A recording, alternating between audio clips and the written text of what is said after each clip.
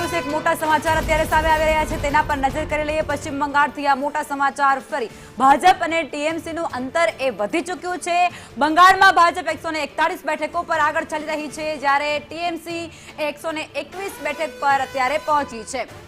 તો કોંગ્રેસ માટે તે કપરા ચરણ, માત્ર 2 જ સીટ પશ્ચિમ બંગાળની અંદર કોંગ્રેસને હાંસલ થઈ છે, અન્યને 4 મળી ચૂકી છે। પરંતુ સિનારીઓ આખો બદલાઈ ચૂક્યો છે। ભારતીય જનતા પાર્ટી તે ત્યાં ખૂબ જ આગળ વધી ચૂકી છે, 141 બેઠકો પર તે આગળ છે, અને ટીએમસી એટલે કે મમતા બેનર્જીને તેઓએ પછાડી છે। જયવંતભાઈ, અહીંયા મારે તમને એ પૂછવું છે કે ઘણા બધી વખત એ શબ્દ ચર્ચામાં આવ્યો કે ખેલા હોબે, શું આ થઈ ગયું ને પહેલા તબક્કાનું પરિણામ મતદાન થયું અને એ પછી મેં પોસ્ટ મૂકી હતી કે પરિવર્તન નિશ્ચય હોબે, એવું બંગાળીમાં મેં લખ્યું હતું, અને આજે આપણે જોઈ શકીએ છીએ। એટલે આ બહુ રોકેટ સાયન્સ નથી। તમે જો મતદારોને સમજતા હો અને મતદારોનો અભ્યાસ કરો, તમારા સંપર્કો ત્યાં હોય અને એમને તમે પૂછો તો ખ્યાલ આવી જાય છે।